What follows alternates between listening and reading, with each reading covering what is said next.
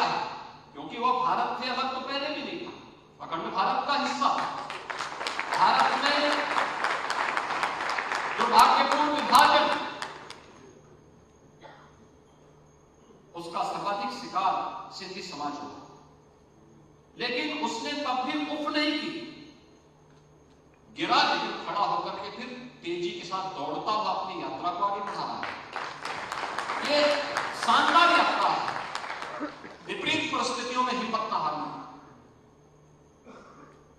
उस समय की त्रासदी दुर्भाग्यपूर्ण थी। 1947 में जब देश का विभाजन होता है, ये विभाजन टाला जा सकता था, रोका जा सकता था।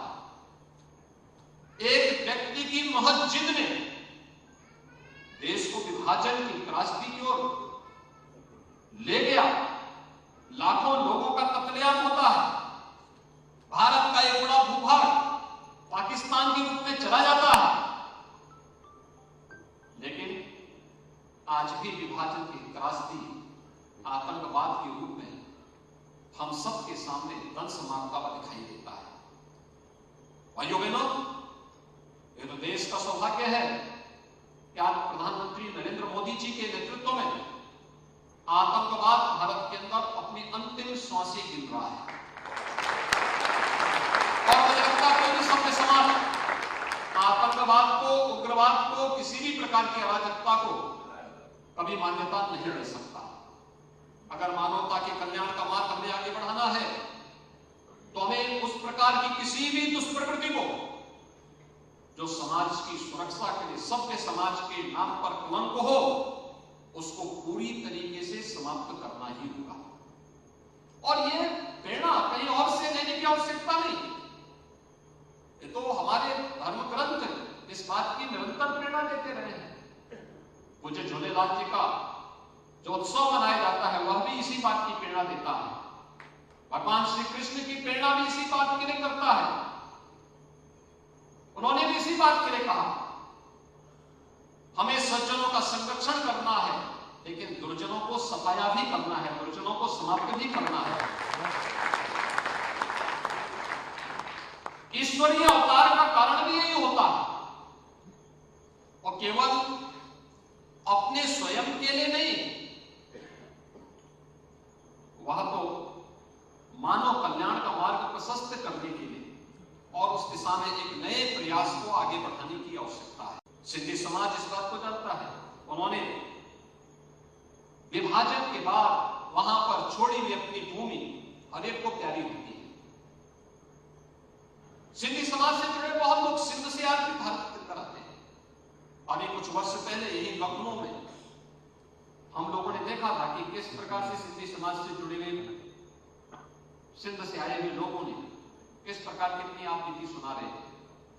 दिल्ली में उनके कार्यक्रम में मुझे जाने का अवसर प्राप्त हुआ था, तब भी हम देखते थे किस प्रकार की त्रासदी से आज भी गुजर करके वहां पर अपने धर्म, अपनी परंपरा, अपनी संस्कृति को बचाते हुए कार्य कर रहे हैं।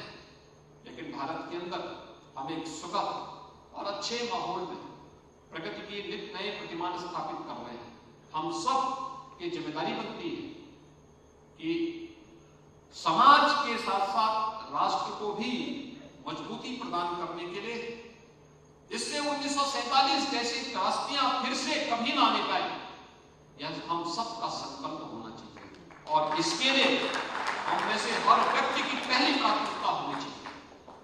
वह प्राथमिकता है कि राष्ट्र प्रथम है।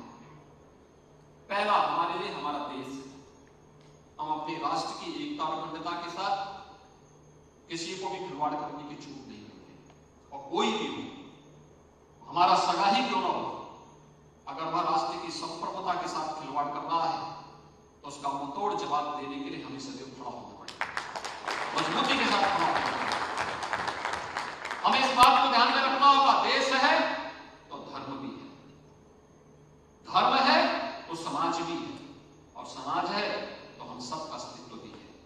हमारी प्रायोरिटी इसी प्रकार से करनी है और उसी प्रायोरिटी को बनाते हुए हमें कार्य करना होगा, वही परंपरा को हमें आगे बढ़ाना होगा। और आज तो देश के अंदर विरासत के संरक्षण के लिए बहुत सारे कार्यक्रम चल रहे हैं।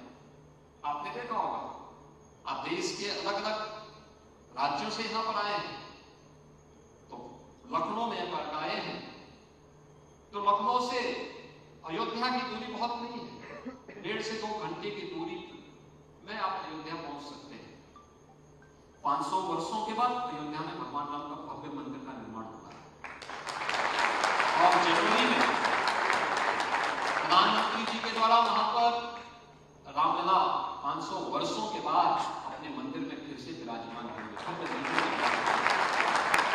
दुनिया का सबसे बड़ा मंदिर है, विरासत का सम्मान यही है।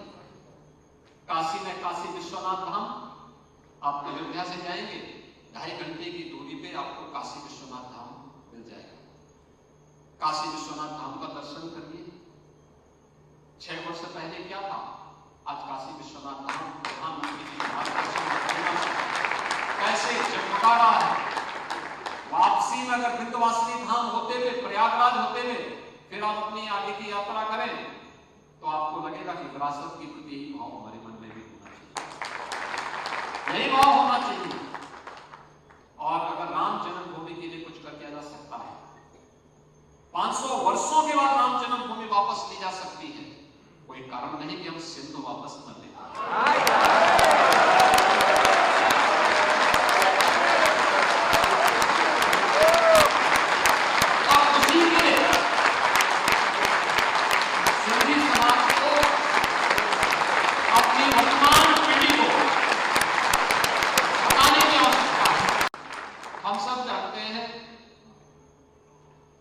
कि सिंधी समाज भारत के सनातन धर्म का एक महत्वपूर्ण हिस्सा है, उसका एक अभिन्न पार्ट है।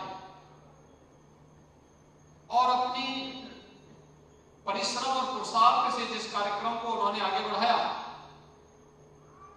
वह सम और विषम परिस्थितियों के साथ जूझते हुए, कार्य करते हुए उन्होंने लगातार इस अभियान को जारी रखा। विपरीत परिस्थितियों में हिम्मत न हारना, शून्य से शिखर तक की यात्रा कैसे होती है, भारत के अंदर सिंधी समाज उसका एक उदाहरण है।